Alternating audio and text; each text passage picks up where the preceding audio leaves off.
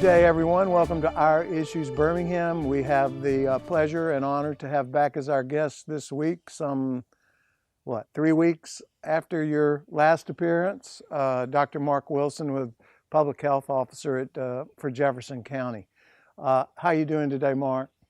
Doing okay. Still pretty busy. So on Tuesday of this week, Governor Ivey sort of changed the dynamics of things that have been going on with our stay-at-home order, and now it's called safer. I forget what it's called. You tell me. Safer at home. Safer at home. So we just kind of added. I think it's a pretty clever change of words there. Yeah. So we didn't really change a whole lot, did we?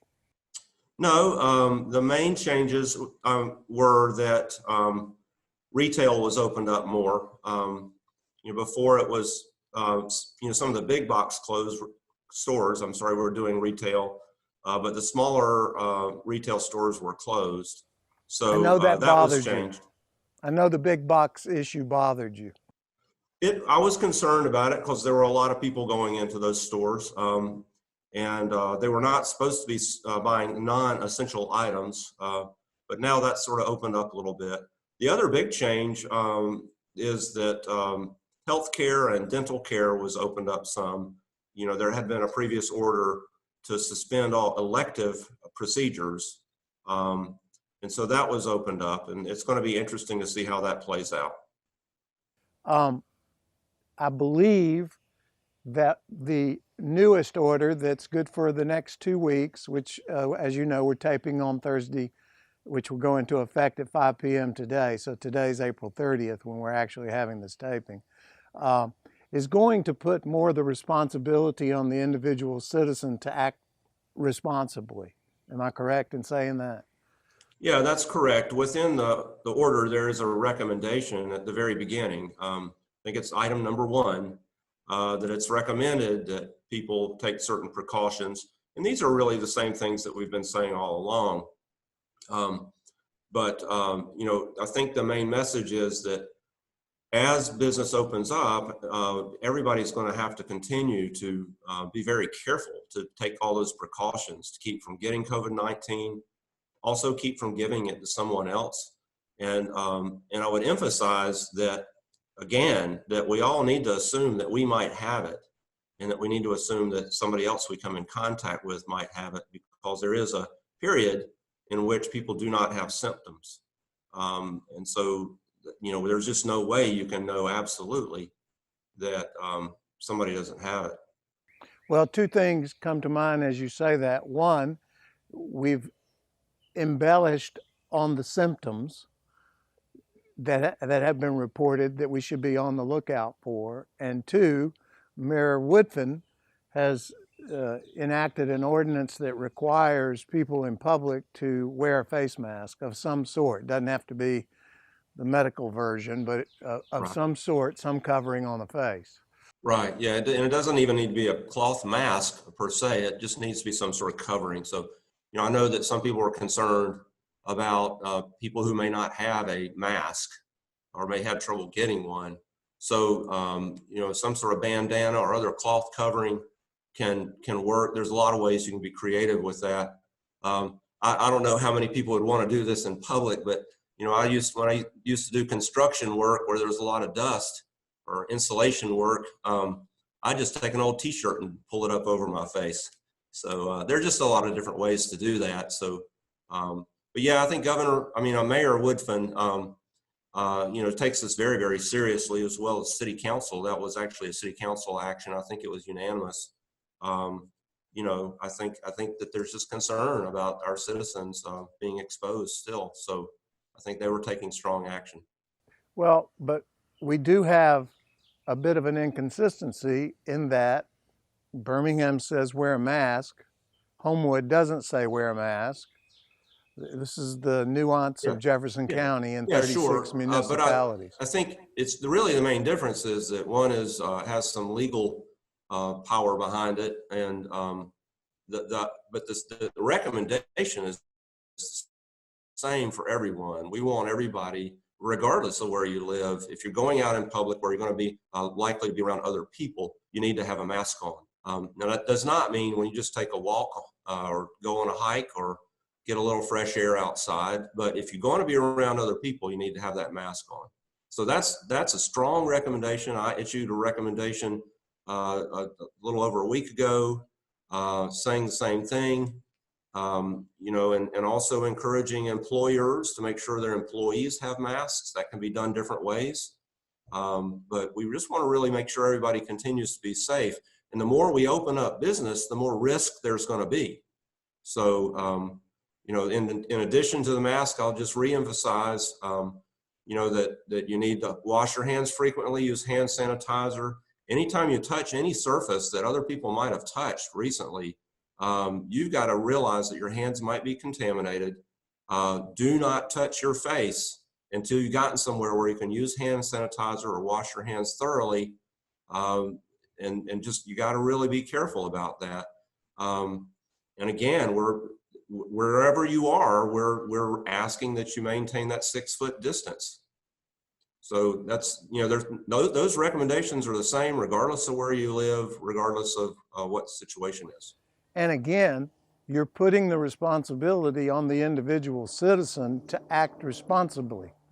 That's wherever, correct. Yeah. Whatever and then employers are municipality being they held to live that in. standard as well. I'm sorry, there's a plane flying over. I missed that. Employers are also being held to that standard. And they should be enforcing that within their offices as well. Right. I briefly said something about the newer symptoms that have evolved having to do with your feet, toes. Did I misread that? There were some ugly looking bunion type things growing out of people's feet. I'm not aware of what you're talking about. I might have to look back, but the Centers for Disease Control recently did come out with a list of new symptoms. They're symptoms we've known about for a while, but they include things like losing your sense of smell, body aches. There's sometimes some gastrointestinal symptoms, abdominal pain, and diarrhea, things like that. But the CDC did update some of their formal list of symptoms which can guide our testing. All right, we're going to take a quick break and then we'll be right back. I want to talk about some of the treatments that have been discussed recently that are coming on board. This is Our Issues Birmingham. I'm Tommy Spina.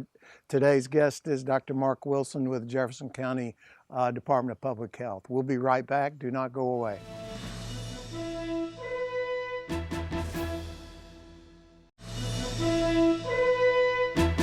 Welcome back to Our Issues Birmingham. We're talking with Dr. Mark Wilson of Jefferson County Department of Public Health. Yesterday, Dr. Fauci, I think, made a comment about a new pharmaceutical product that was addressing a quicker recovery. At least that's what I gathered from it. I can't pronounce the name of it, and I hope you can. I do know it's a product of Gilead Laboratories because I looked it up on the stock market. Had a good day yesterday. Yeah. It's remdesivir, which is a little bit hard to remember.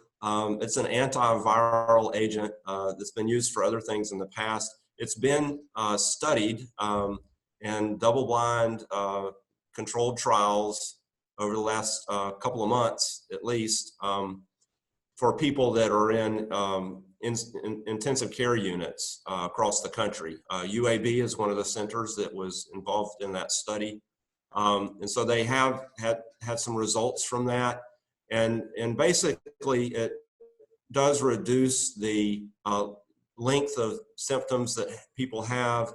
There's a small but non-significant reduction in survival rates for those that end up on a ventilator. So the numbers were pretty small. I think it was something from 11% down or 11% to 8%. And I don't have those numbers exactly right, but it was a difference, but not statistically significant. So, and I think this is not too surprising. A lot of people know about some of the antiviral agents for influenza or for the common flu that you can get a prescription for if you have the flu, if you catch it early enough. And, none of these are cures. These are things that reduce the severity of symptoms and reduce the duration of symptoms. And it might make a difference that's very significant for somebody who is at high risk. But it's mostly, this is probably mostly going to be something that's administered in the hospital for somebody who's pretty ill. But it's not a miracle drug. It's not something that just magically makes somebody get better in every case. It just has, some marginal benefit. So I'm sure we'll be learning a lot more about it as we go along. I think Gilead, the maker, said that they would make it available very quickly. So that's good news as long as it can get fast tracked through the regulatory process. But I think it circles back to the fact that, we're still not at a place where we can just say, oh, we're all okay because there's this drug on the way. And it doesn't matter if I get sick because I can take this drug. That's just not, that would be a false reassurance. So we need to be careful about that. And again, we're going to have to take these precautions that we've been talking about, those personal precautions, for a very long time, several months, maybe a year. We just don't know.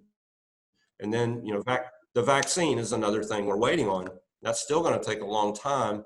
And, our experience with vaccines is we don't always know how effective they're going to be. The flu vaccine, for example, is sometimes as low as 50% or maybe up to 70% effective. It's definitely a good thing to do. It definitely saves lives, but it doesn't mean you still can't get the flu sometimes. True. And we have that. Now, everybody hangs on every word of Governor Cuomo, and he speaks to the problems in New York, which are totally different than the problems we have locally. In our local area, and I'm talking about the greater Jefferson County area primarily, although our signal goes beyond Jefferson County. Can you address how our numbers are doing, relatively speaking, from where they were the last time we talked till today? Yeah, so there are different numbers we're looking at, and some of those are public-facing numbers that we have on our Jefferson County Department of Health website, also the Alabama Department of Public Health website. That information is also being shared through other means like the Jefferson County Commission and others. So I would encourage people to look at that information. We have sort of a daily tally of the number of cases, the number of deaths, things like that. We are also looking at a lot of other data behind the scenes to sort of help guide what we're doing. But in terms of new cases, they're continuing. Obviously, the total number is continuing to go up. The rate is still going up some in parts of the states. It's been fairly steady in Jefferson County. There's not a clear decline because we still get little spikes from day to day. But it's still better than it was, I would say 3 or 4 weeks ago when it looked like we were hitting a surge. So, one thing we're very concerned about are our nursing homes or our skilled nursing facilities. That's been a problem across the whole country and in Alabama. And it's also an issue here in Jefferson County. So that's where we're seeing some of those numbers. So again, even though we have a new order going into place after 5 p.m. today, things have not changed that tremendously, and individuals need to be super cautious when they're in public, is the bottom line. And exercise whatever things they have to prohibit the spread of the virus on their own without being directed to by some governmental entity. That's right. Yes. All right. This is is a new our way of issue. life, really. Yeah, a new way of life. This is Our Issues Birmingham. We're going to take a short break and come back with Dr. Mark Wilson. I'm Tommy Spina. We'll be back in a moment. Don't go away.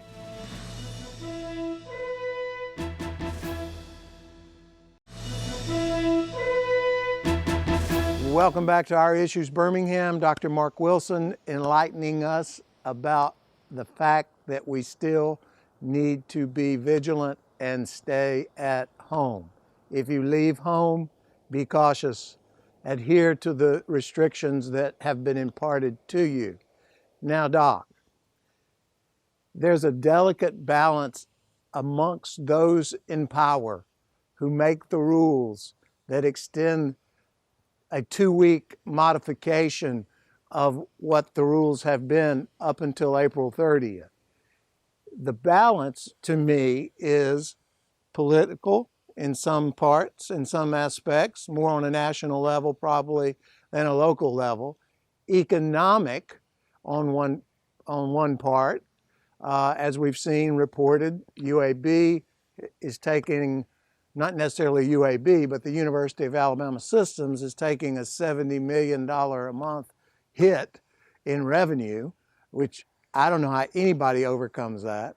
And then thirdly, the science involved, which in a perfect world would drive the other two. But in reality, they bleed into each other, and sometimes decisions are made that may be leaning heavily on one of those factors more so than the other. What say ye on that? Yes. Well, we don't live in a perfect world, and all things are connected. You know, a lot of times in my usual state as health officer, you know, I talk about social determinants of health. The fact that having a job and having an income, having a vibrant economy, that actually gives us better health. So there's some major trade-offs here. You know, even on the science side, there are concerns about, you know, what sort of health conditions are not being cared for because the health system has been so focused on COVID-19. So that, you know, but so you're right. It's not a perfect world. We have to balance all those things. So I would say I do know a little bit about what's happening in terms of the policy making and the process that there has been. I really think that Governor Ivey and the state health officer have done a really great job of getting a lot of good input from across the state, from all these different stakeholders, including the scientists, the public health people, the medical people, the epidemiologists, saying, you know, here's what the data shows us, here's what the science shows us. But on the other side of it, yeah, sure, there's the economic interests, the business interests, there are some political aspects to that. You know, we are political. There's not necessarily, you know, there's the bad part of politics, but there's just the normal part of politics. So all of that is being balanced. I actually feel quite good about that balance in Alabama. I think we're doing a pretty darn good job. And there's several different task forces that advised the governor and the state health officer this last time. Each congressional district, different business interests, you know, the lieutenant governor, lots and lots of people did input. And then Governor Ivey had a committee, a smaller group of people, again, was a balanced group of interests that helped vet through all that information, sift through all that, make some recommendations. So I'm just really proud of that process. And I think I will tell you that the business community and some of those interests were not happy with a lot of things in this latest order. And the science and public health people were not happy with everything in this order. If you want to take a purist sort of approach on either side, and I think a compromise was struck, and you know, I think it was fairly reasonable. We were not meeting all the objectives that the White House had put out in their plan, but there were some reassuring things that we were seeing. So we'll have to see how the next couple of weeks goes. Well, one thing is for certain, compromise, a good compromise is when everybody comes away feeling like they've been put upon a little bit. So based on what you just said, it seems like that's what we had. Right. I do notice that tomorrow, which is Friday, May 1st, the courthouse of Jefferson County is going to reopen, although under some limited circumstances, I am hopeful. And the county commission has acted in that respect. I would suspect that the restaurant industry is still taking a beating with their drive-through capabilities only. In terms of May 15th, and I'm not going to hold you to this, but it's quite possible we could go backwards come May 15th to where we are now.